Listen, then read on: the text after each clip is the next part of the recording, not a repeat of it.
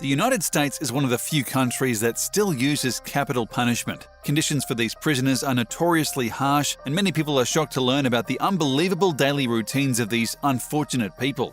Today, we're looking at a day in the life of a death row inmate. There are currently about 2,500 inmates living on death row in the United States. Some of them are on federal death row, whereas many of them are under the jurisdiction of individual states, meaning that they are kept under very different circumstances. The average duration on death row is more than 15 years, and 40% of the inmates have been there for more than 20 years. Because the appeals process can take many decades, it's extremely common for inmates to pass away before they are ever executed. Though death row has been pictured in many movies and films, it's hard to imagine just how miserable life is for these unfortunate souls. Most inmates are only allowed to leave their cells for 1 hour a day. Even then, they are left in an enclosed space and are closely monitored by a guard. Their cells are only about 8 feet by 10 feet, and they must wear handcuffs except for when they're in their cell or showering. And these are actually some of the luckiest inmates. If prisoners are placed in solitary confinement, they can go days or even weeks without leaving their cell or seeing the sun. This treatment almost universally leads to extreme mental illness, or if the inmate already has a mental illness, the process makes it even worse. In fact, there's even a name for this condition: death row syndrome. This describes the psychological stress when a person is kept in squalid conditions without ever knowing if they will live or die. Needless to say, many inmates choose to take their own lives. The rates of suicide on death row are more than 3 times higher than in the general population. It's likely that the rate would be much higher if inmates weren't closely monitored. It's almost impossible to escape from prison these days, but most wardens count their prisoners twice an hour to make sure they are not a flight risk. This often interrupts the inmates' sleep, causing them to feel unrested. Could you imagine going 15 years or longer without a good night's sleep? Of course, prisoners are often kept in isolation, meaning they can't interact with other prisoners. Many forget how to interact with other human beings, so that even if they are released in the case of a wrongful conviction, they struggle to re-enter society. These individuals are generally only allowed to shower every 48 hours, so they are often kept in poor sanitary conditions. In addition, most inmates are unable to move from their cell to get any meaningful exercise, so their muscles begin to atrophy, causing irreparable harm. Unsurprisingly, these cells have none of the comforts that make an area livable. Even when cells are extremely hot or cold, they generally have no heating or air conditioning to improve the temperature. The food available to these individuals has no nutritious value, and there are reports that it's often rotten and contains maggots or other insects. While it's customary to serve an inmate a last meal of their choice, certain states like Texas have chosen to take away this last act of dignity.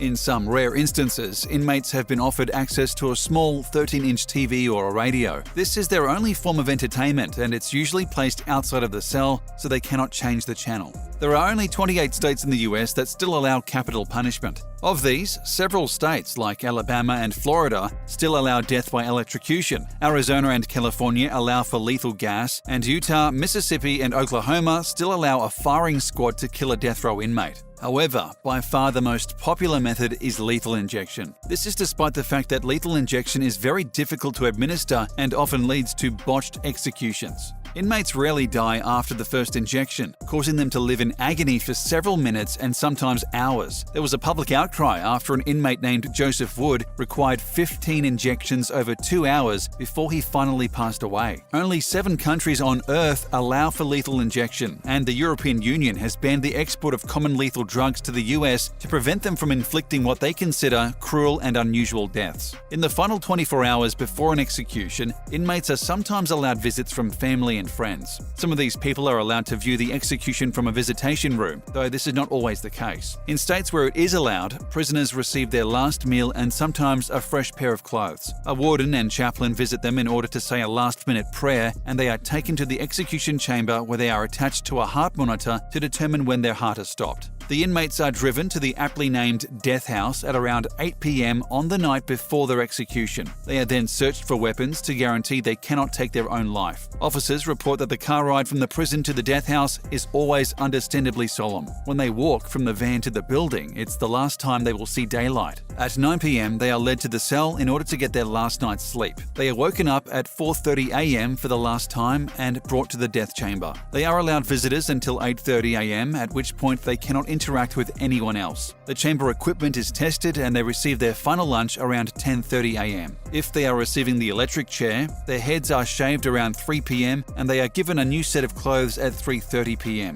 Then it's time for their final meal. For many inmates, this is their first chance to choose their own food in many years. However, despite the fact that most capital punishment cases cost millions of dollars, some states limit final meal requests to $15. At 5 p.m., witnesses arrive, and between 6 and 8 p.m., the prisoner takes their last walk to the cell. Once they enter the cell, the execution begins and they breathe their last breath after a matter of minutes or hours. Perhaps the most horrifying thing about capital punishment in the United States is that innocent people are frequently put to death. In fact, more than 200 death row inmates have retroactively proven innocent since the advent of DNA testing in 1973. By certain counts, more than 4% of the people put to death in the US were actually innocent, and some believe that number is even higher. Could you imagine living through such a hellish experience without even committing a crime? Because these people were already dead, they never received justice, unlike prisoners serving a life sentence who can be freed once they are proven innocent. The median death penalty case costs American taxpayers $1.26 million